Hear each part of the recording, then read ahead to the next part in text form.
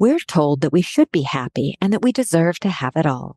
And we often feel that we failed ourselves if we aren't happy 24/7, and if we haven't managed to get everything we're supposed to need and want. I've found that the overly high expectations we set for ourselves, plus those set by family, friends, and society, tend to work against that most lasting and delightful goal of all, the ability to experience deep, sustainable joy. How can we release expectations that don't serve us to create greater well-being? Join me and Dr. Jennifer Guttman to explore the 6 secrets of true joy and satisfaction. Today, we'll focus on this listener's real-life question. I'm 31 and single. All of my friends are married or in committed relationships. They seem so happy in their home and work lives. I feel like I'm on the outside looking in, like they are living the life I want to live.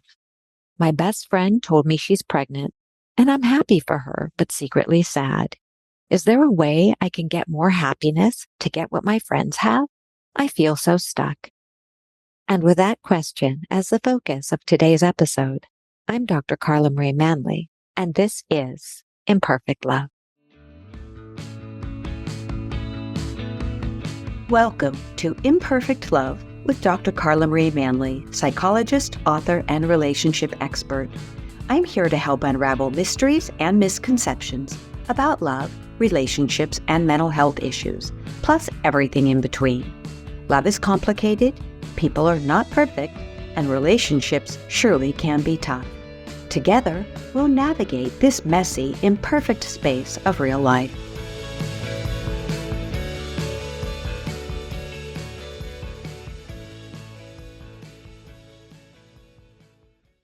Today, I'm joined by a very special guest, Dr. Jennifer Guttman, who will be sharing her expertise on the 6 secrets of life satisfaction. First, Dr. Jennifer, welcome to the podcast. It's such a pleasure to have you with us today. Thank you, Dr. Carla. I'm so excited to be here today. Well, before we launch into the subject matter of today's episode, would you share a little bit with our listeners about what makes you, you? I think lots of people have watershed moments in their lives, and I too had some seminal moments that created who I am as a person. It was 3 events that happened in quick succession with each other.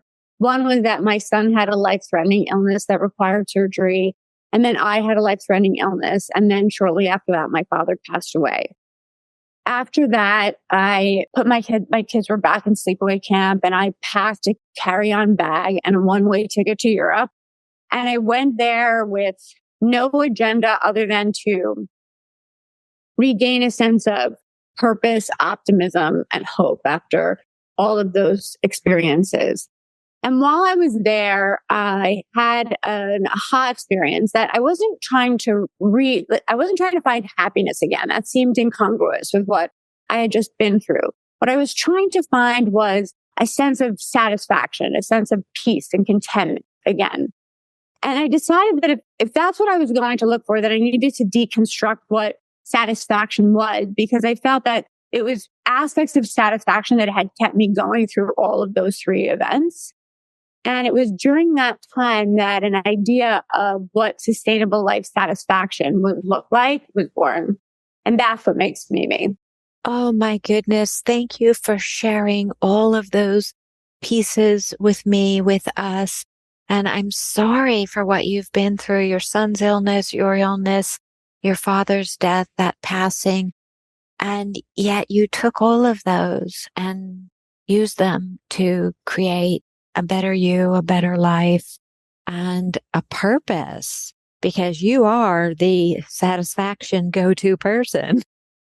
So let's look, when we look at the listener's question, it sounds very much as if she is not satisfied, and that lack of satisfaction is somehow disguised as a lack of happiness, because that's what our society looks at. We always look at happiness and not see that it's very fleeting. Happiness is fleeting, very externally oriented, where joy and satisfaction, that comes from the inside. So can you start us off with your paradigm about the difference between happiness, positivity, and joy and satisfaction? So let's start there. And I think this is such a great way to begin because my first book, Joy from Fear, focuses on dismantling those differences. And I know we all have different takes on it. So I'd love to hear yours. Okay, that's great. I see a very large difference between happiness and satisfaction. I love the name of your first book, Joy from Fear, since, I would say satisfaction comes from facing your fears. Everybody looks at language in different ways. But to me, I have found that so many people feel like they're supposed to be happy all of the time. I recently saw in a popcorn bag, if you eat this popcorn, you'll be happy. And I thought to myself, really? Happy? Oh my. Satisfied maybe if I eat the bag of popcorn, but happy, I don't know. Yet I've had thousands of clients come into my office over the past 30 years telling me that they feel like they're failing at being happy, but you can't fail at an emotion. And happiness is an emotion. And like all emotions, it comes and it goes. Emotions are meant to be fleeting. And that's what happiness is. It's an emotion. And it's based on something happening in the external world. So if you get a surprise text from a love interest, you might be happy, or you see a shooting star or the first snowfall. But if you're looking for something, a job, a relationship, or school to provide a feeling of happiness for you, then you're destined to be disappointed because happiness is a dopamine hit. It comes from outside of ourselves and it's fleeting. Satisfaction, however, comes from inside of ourselves. Satisfaction is a feeling of contentment. It's a feeling of peace. Satisfaction is how you feel at the end of a really productive day. It's how you feel when you curl up cozy on a couch. Satisfaction with the right tools is something that you can create right within yourself. And in that way, it's attainable, it's sustainable. And that's why beyond happiness is satisfaction. Thank you. And I agree on so many fronts that and I love how you say happiness is a dopamine hit.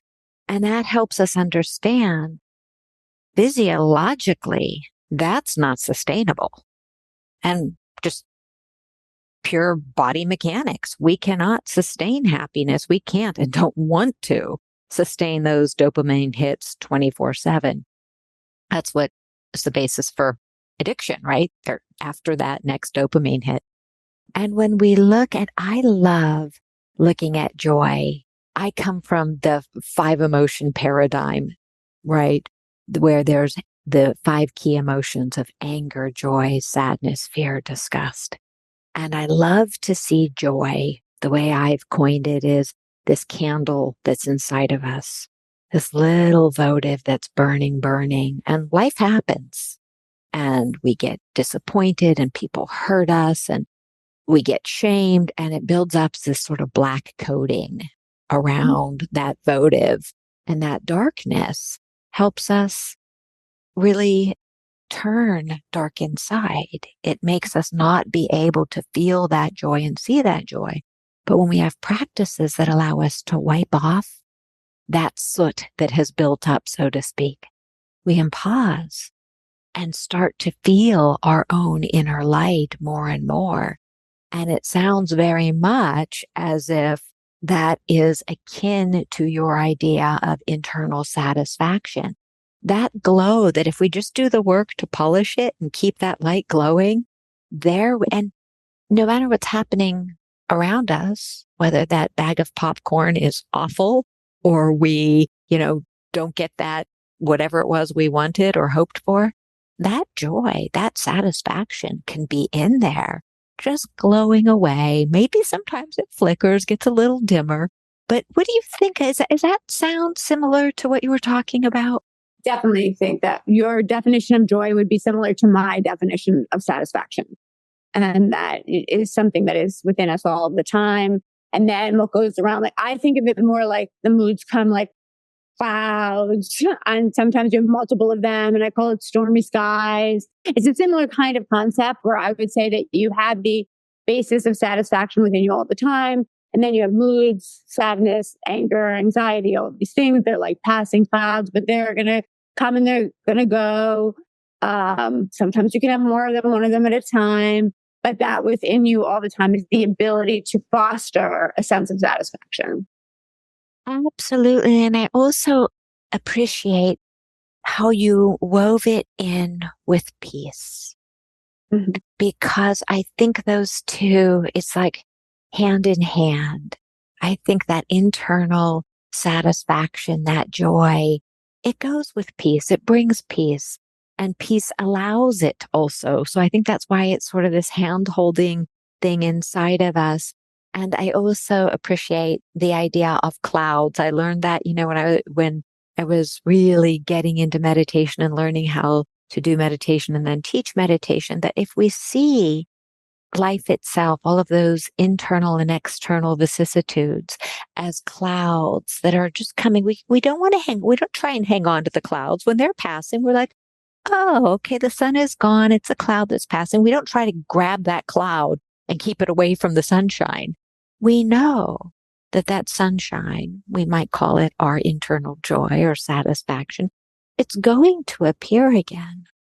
Let's just let those clouds pass by and work on that internal tolerance for, as you were saying, those times of anxiety, those times of anger and sadness, that those too have a message, and work on our ability to tolerate and maybe even at times welcome those, make a place for. If we can't welcome the sadness or, the discomfort, maybe we can just make a space for it. Is that what you learned when you took your hiatus and went to Europe?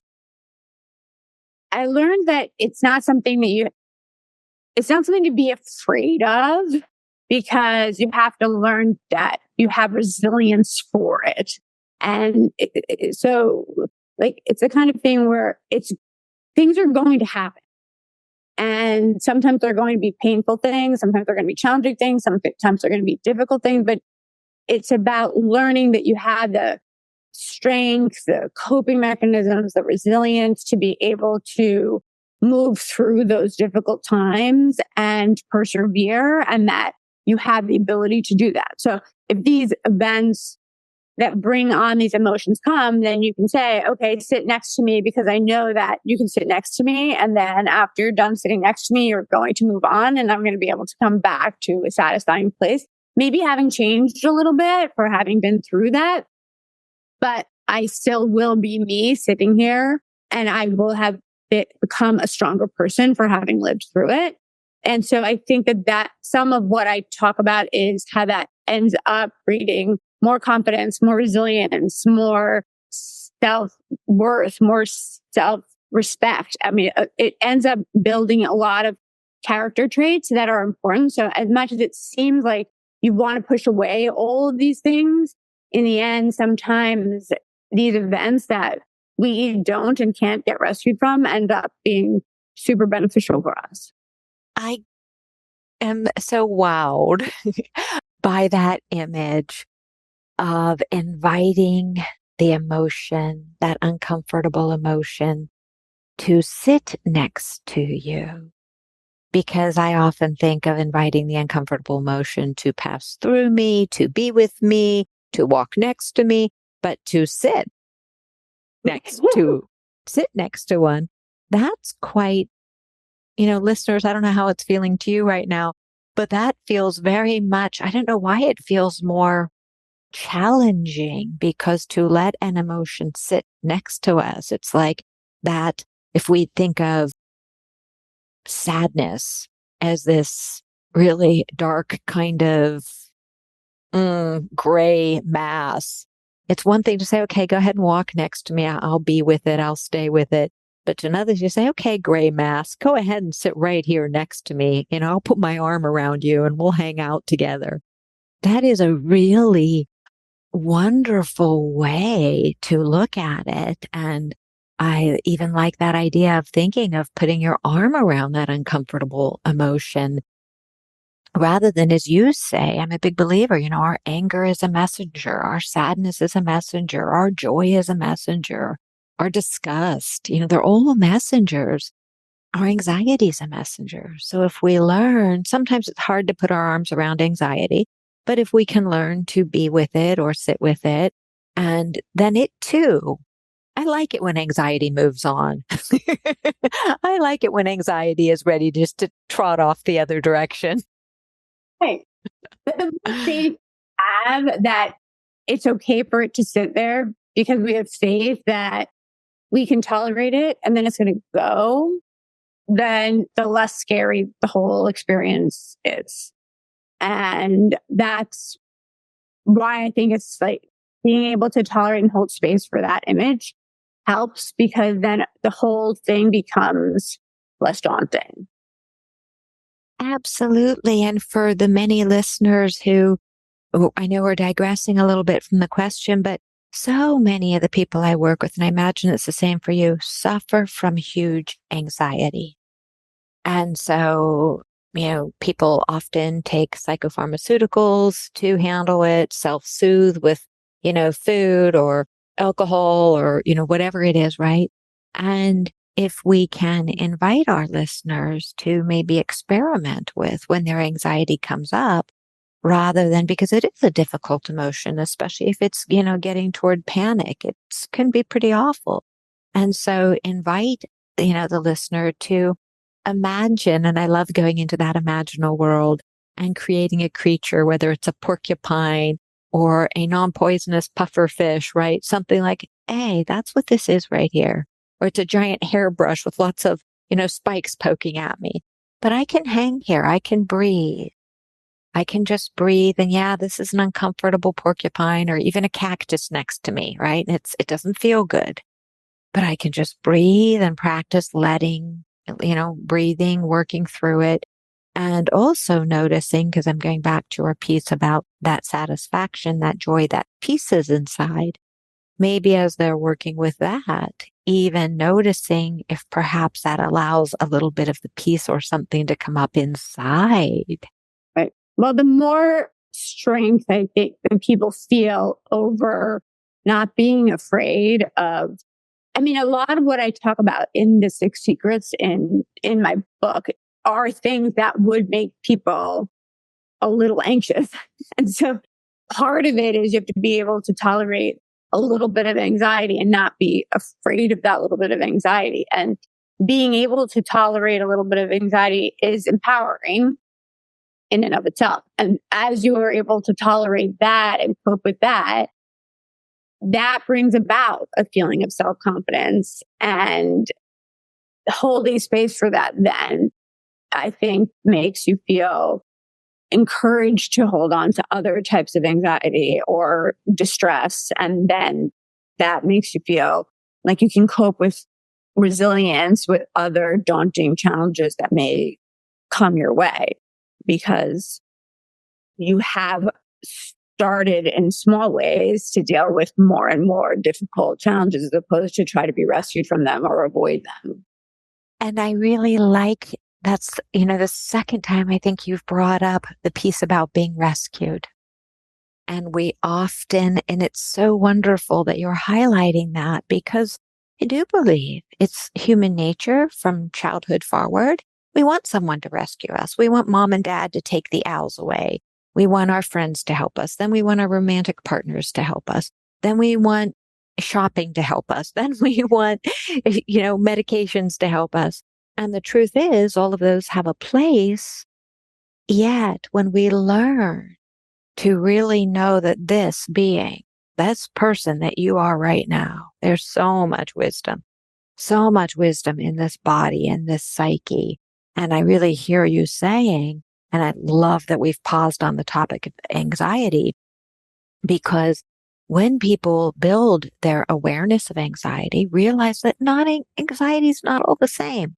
We all have anxiety every day, and there's optimal anxiety, that just smidgen of anxiety that helps us wake up in the morning and say, oh, if I don't get dressed now and get to work, I'm not going to have money to pay my bills, right?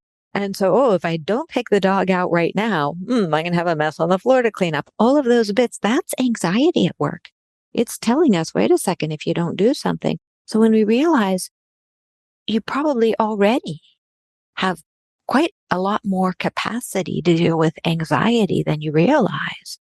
And that it's, as you were saying, and can be found in your book. And we'll talk more about your book. I can't wait. And listeners, her book will be in the show notes. You'll be able to find it there. And we can see that building that tolerance for all of our emotions, including anxiety, maybe especially anxiety, helps us build more of that, as you're saying, resilience.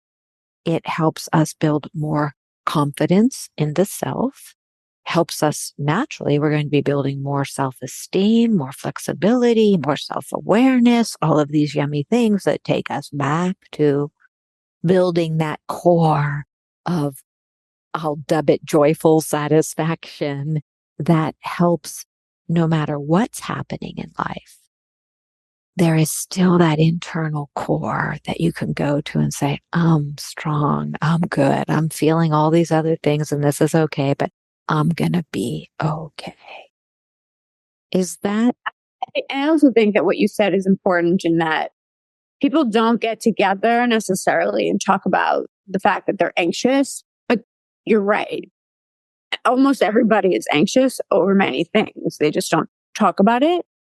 And talking about it helps because it makes you feel not so alone. And the fact that lots of things make a lot of people anxious, but we make assumptions that other people aren't anxious, except that that's not true. Today, in fact, one of my clients said to me that she was hanging out with a bunch of her friends and it came up that all of them had social anxiety. She would have made the assumption that she was the only one that had social anxiety. And yet all of them had social anxiety and they were able to have a sense of belonging around the fact that all of them had social anxiety. What was nice to me about hearing it was that they were able to reduce the stigma around the social anxiety and by talking about it and maybe even talking about some strategies that each one of them used to combat the social anxiety. And I think that if people talked about it by reducing the shame of it, that might also help people feel like it's not such a scary thing to have because it's very, very uncomfortable to have it, but it's not bad. It just is. It just is. And I look at social anxiety as the opportunity because I too have many clients with social anxiety. And I often say, were you an introvert or are you an extrovert? And it's usually the introverted clients. We figure out, hey, where do you get your recharged? Are you getting recharged by solo time or time with one friend, or you get recharged out in a crowd with groups of friends? And usually it is the individuals who are on the more introverted end of the spectrum who feel like they need to be out. So of course they're more anxious because it's not their happy place. It's not their peaceful place. It's not their satisfaction place, right? And so much once we start talking, we can say, oh, well, it's okay for me to dial back. Or if you're someone who's an extroverted and you have social anxiety, why are you with a crowd that it doesn't? Start getting curious about where the anxiety comes from. And I think we can take this and pivot back to our listener's question. She is saying, and I couldn't help but see in, big bold letters, comparison, the word comparison as I was looking at that question, like, oh, this individual is stuck in that really hard, uncomfortable place of comparing themselves to other people. And I'm a big believer that comparison is so destructive for us because we start looking at what other people have, what we believe they have, and using that as the litmus test for success or happiness or whatever it is, rather than turning inward and saying, what do I want? And if I truly want what these other people have, okay, if that's really what I want after I engage in self-reflection, how can I go about getting that? What are the baby steps I can take to get myself toward that place. The other thing that I thought of when you were talking is the idea of your client and her group of friends. And they once started talking, and then everybody's talking about social anxiety. Well, often what we perceive in others' lives, and I don't know if this is the case for the person who wrote in, but often that happy life that we're seeing through, binoculars, right? Or a telescope, depending upon how close we are to the person, we still aren't seeing it all. We don't know. We don't know about crying babies. We don't know about, people's difficult conversations or their finances or whatever. They may appear happy and they may truly be happy behind closed doors, or they may be just regular people having difficult lives who do what most people do and show only the sunny side on social media or when they are talking to friends. So what do you think about that comparison piece? I agree with what you said. I mean, I also saw the comparison and the risk of believing that everything is romanticized because somebody is following what appears to be a socio-normative path at a certain age. And I think there's a risk in that. I think that romanticizing anybody's life is a risk because you don't know what's going on behind closed doors. And certainly if you're assessing somebody's life based on social media, that would be a mistake because we tend to make mental movies out of social media and all we're seeing is a snapshot. And then we make a movie based on the before and after, even though we have no idea what happened before or after the snapshot.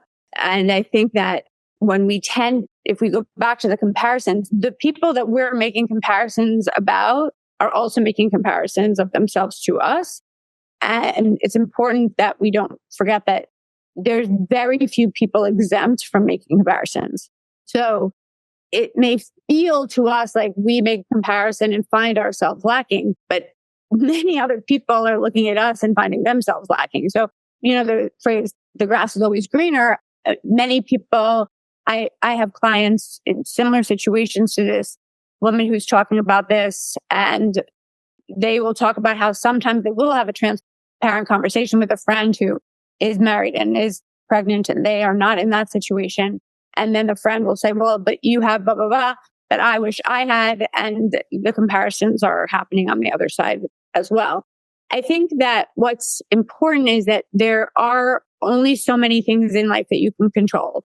And I hear you when you say that if those are things that she really wants, there are steps that she can take to attempt to execute that. And she should do that.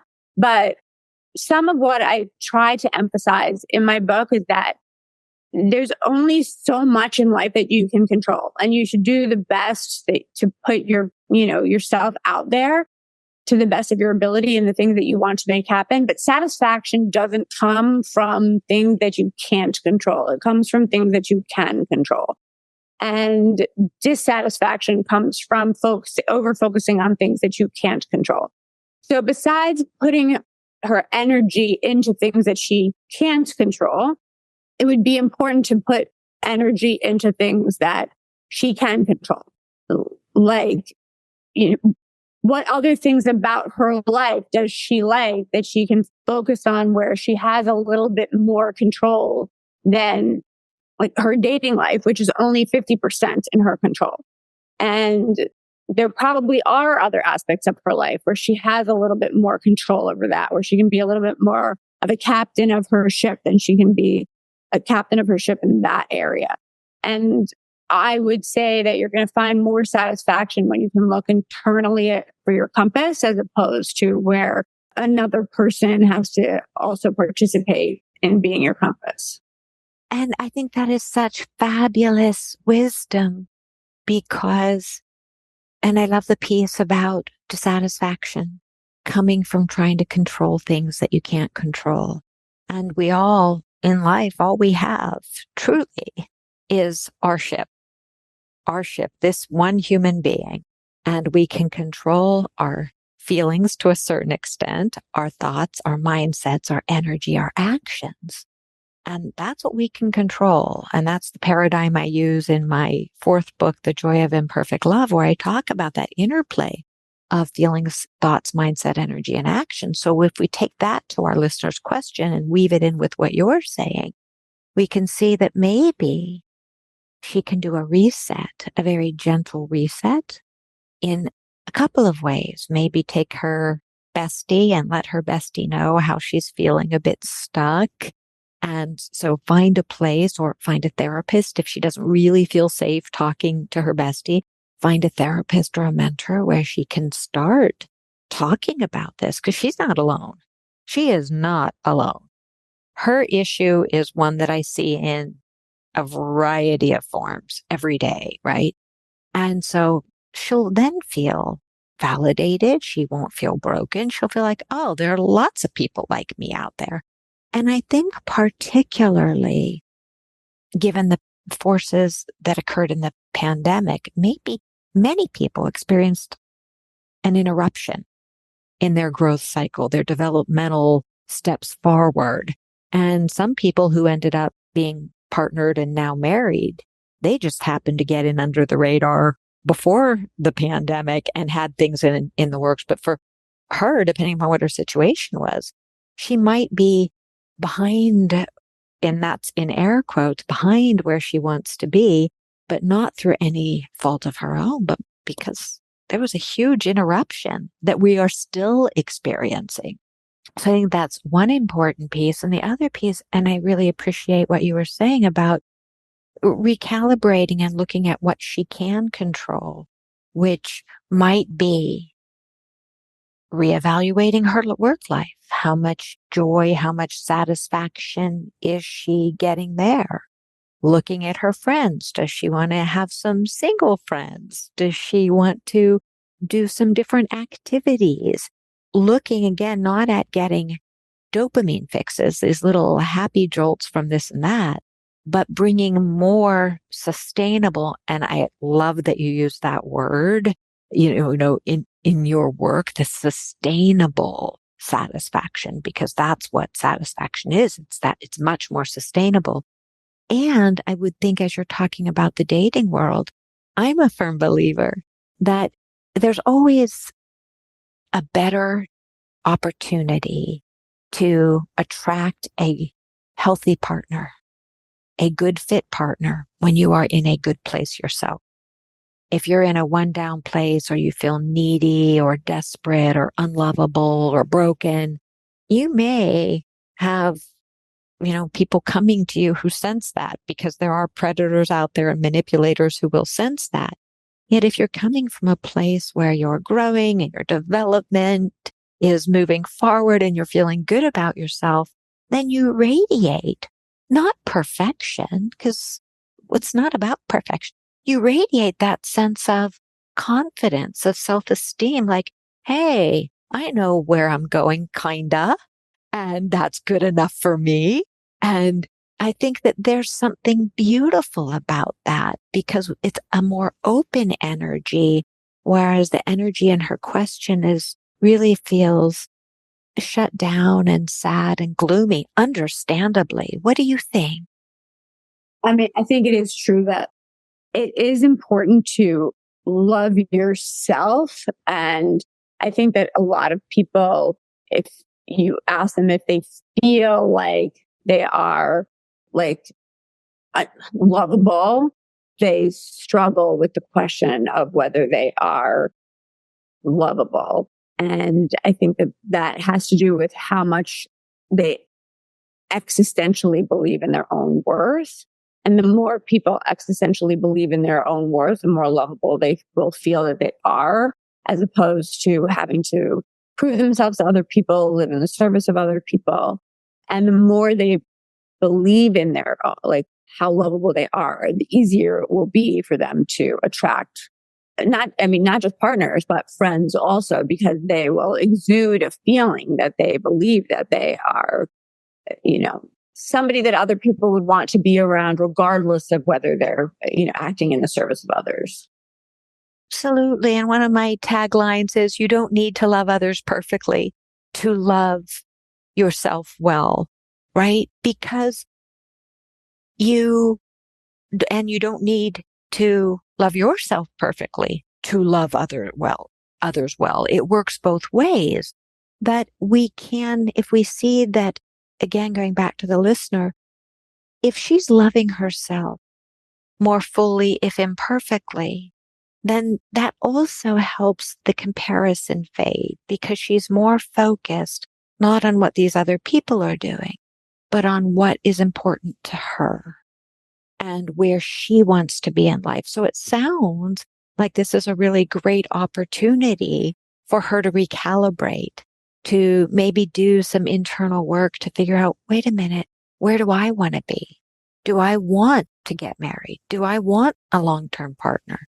Do I want to be single? Do I want to stay in this job? It sounds like it's a really wonderful opportunity to turn inward and do some self-evaluation so that she's not living for expectations that she has had in the past for herself or societal expectations or expectations from her friend group, but that she's really turning to find, wait, what's my North Star now?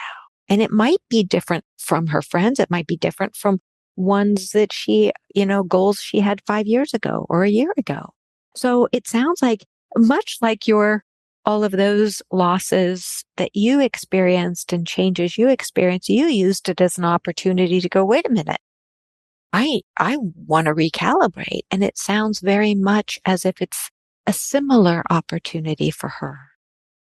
I think that it is. And I think that I've seen over the years people shake things up in moments like this in different ways. Like I've seen people in careers realize that they're dissatisfied and go from finance to social work. I've seen people realize that they hadn't found somebody that they at a time in their lives where they felt like they should be matched and decide to switch cities. I've seen people that feel like they should be matched and decide that they were going to take a job in a different country for a while. I mean, I've seen people do lots of things to shake it up and see what that means to them. And I think that there are opportunities sometimes where you don't see it because you're just moving along thinking that you have to try the same thing over and over and over again, as opposed to, well, if I shake the bottle a little and like see what happens, and I was going to go back to what I might have thought about doing 5 years ago or 7 years ago, or what a dream might have been, what would the dream have been then? And why not execute it now and see what happens? And I've seen some people do that with really interesting outcomes in the same way that when I tried to get back in touch with my purpose, and one of the things that I was meditating on is what did I want to do?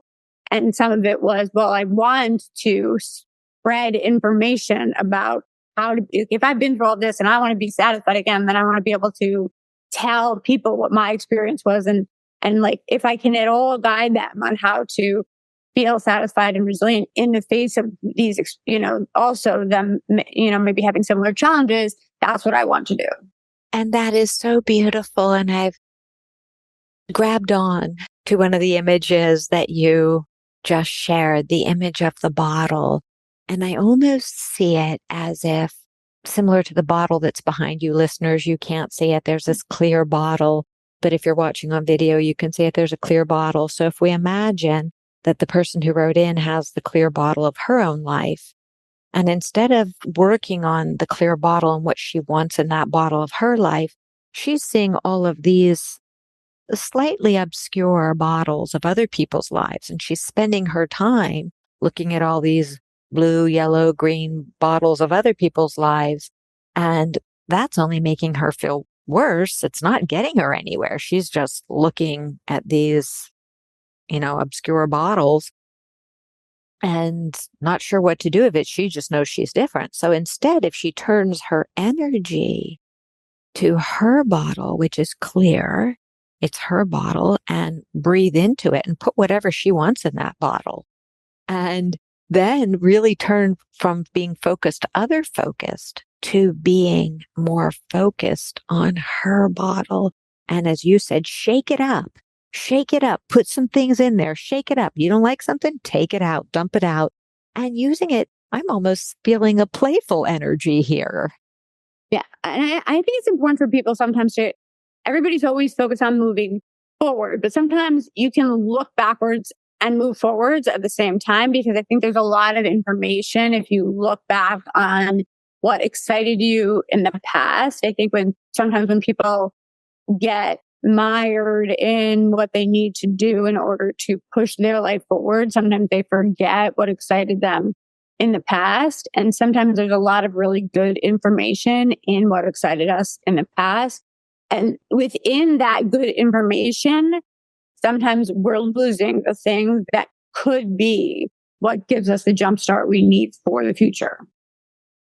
I agree with you so much. There is a great book by James Hillman where he talks about the little oak, that little acorn. And often it's that little acorn from childhood that we forgot about, that love for writing, that love for creating, that love for ships, for whatever, for being a fireman, whatever it might be. And we forget about it because it was often socialized out of us. Our parents said, oh, no, you don't want to do that. Their teachers get paid too little, or doctors have too hard of a job, or, oh, you don't want to be a garbage man. Well, maybe you do want to be a garbage man, garbage person. Who knows? And so going back and looking at what excited us, it's often really still there. And that's what the world needs, is more people going into their passion. The world doesn't need more people doing jobs and being in situations where they're not happy, where they don't have that satisfaction. They don't have that joy. Wow. Really great information. So let's pivot to your book for a minute and the 6 secrets. I know we don't want to give away the entire book, but could you talk just a little bit about your book and maybe give some tips through the lens of the book that we haven't already discussed that pertain to the listener's question? I think based on the listener's question, I think that one of the tips in my book is about avoiding assumptions. And I think that when she's talking about the comparison she's making, there's some assumptions in the comparisons that she's making about what this other woman's life must be like based on the fact that she's hit some milestones that the listener feels like she hasn't met. And one of the chapters in my book talks about being leery of making assumptions. I think that one of the chapters in my book talks about facing fears, and I don't mean running into traffic or like or anything like that, but I do mean like, shaking up your homeostasis, getting out of your comfort zone, doing something you wouldn't normally do. And if she'd been trying the same things over and over again, we were just talking about shaking up the bottle a little bit. That chapter would be part of the experience of maybe trying something new or different than things that she's tried before that might bring about a little bit more satisfaction. I think that she's delegating a lot of control to the external world as opposed to, taking back control to herself. And one of the chapters is on active self-reinforcement and how do you get reinforcement within yourself as opposed to looking for reinforcement from other people, reassurance from other people of your worth. And I think that also applies because I think that she's probably looking for some reassurance of her worth from being matched. And I think that if instead she looks toward herself or how she could reinforce herself or clothing things that make her feel satisfied within herself, that probably be a good way for her to start on a journey to feel more self-confident within herself. Really great points, all 3 of them. And I'll just recap. The assumptions is the first one. Be really careful about the assumptions that you're making, because that's the difficult part about assumptions. We're often not aware that we are in a place of assuming. And one of the ways we can work with that is, as you said, is notice when you're doing comparisons. We all do comparisons because it's how our brains figure out what's safe and not safe. And if we just use the simple test of, if I'm comparing myself to others, is it making me feel better or worse? Is it motivating me or not? And if it's not motivating you to create a real change in your life towards something you truly deeply want, let it go. And then the second one, facing your fears, one of my favorite things. And I agree. We're not talking about, running into traffic or seeing a bear and saying, running into its arms. No. It's not that. It's about looking at the unrealistic fears that often it's anxiety on steroids sort of thing, where it's we limiting beliefs, limiting ways of being that tell us we shouldn't do something, or that we conversely should be doing something that doesn't serve us. So really spending some time to look at when fear or limiting beliefs are at work. And then the third one, take back control to foster self-worth. And I love that, because self-worth, that self-esteem, that interior, it's different from confidence. That's, all about how you look or your abilities. Self-esteem is something that as we work on it and grow it, no one can take it from us. It is that powerhouse inside. And all of that self-esteem doesn't grow by chance. It grows by really checking in with the self, knowing your North Star, following your North Star, treating yourself and others with courage, dignity, and respect. All of these pieces that will help this individual start showing up more and more as the true gem, the true light that she is. And what could be more attractive to herself than that? Forget about all the people who are going to be attracted to that beautiful light. But I mean, for her, she'll just be like, oh, I rock, which isn't about being egotistical. It's just about knowing, hey, I'm a good, valuable human being and I am worthy. And when we have that sense inside the self, which we can all attain, it's not that it doesn't fluctuate. Of course, there are days, you wake up and you go, oh, I don't feel so great. Or looking in the mirror and no thanks, whatever. But, it is more, using your word, sustainable. When we really start growing these pieces that you're talking about, it creates that sustainable internal world that allows joy, satisfaction, peace to be much bigger than all of the other pieces. Yes. Fabulous. All right. Dr. Jennifer, you are amazing, and I so appreciate the work you do. Can you tell our listeners where they can find you and your book? Yes. So you can find me on my website at guttmanpsychology.com or on Instagram at Guttman_psychology. And you can find my book on Amazon, and it's called Beyond Happiness, The 6 Secrets of Lifetime Satisfaction. Okay, listeners, there you have it. And let me give you the spelling of Dr. Jennifer's name. It's Jennifer, and Guttman is Guttman. That's Dr. Jennifer Guttman. Thank you so much, Dr. Jennifer, for being with us today. It's been such a joy. Thank you so much, Dr. Carla, for having me. It was so much fun. Thank you too. And thank you to our wonderful listeners. Thank you for joining us. And this is Imperfect Love.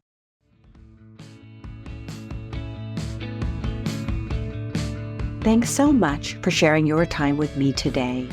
Remember, you have the power to transform your life and love fearlessly, if imperfectly, and it's my privilege to help you along the way.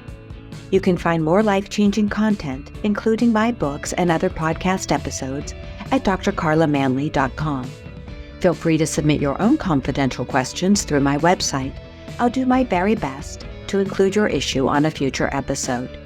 If you found this podcast helpful, please subscribe and leave a review. Until we connect again, this is Dr. Carla Marie Manley wishing you oceans of blessings and love. Please note, this podcast is psychoeducational in nature and is not intended to replace formal mental health support. Please contact your healthcare provider or emergency hotline if you need psychiatric care. And as always, please take good care of your amazing, wonderful self.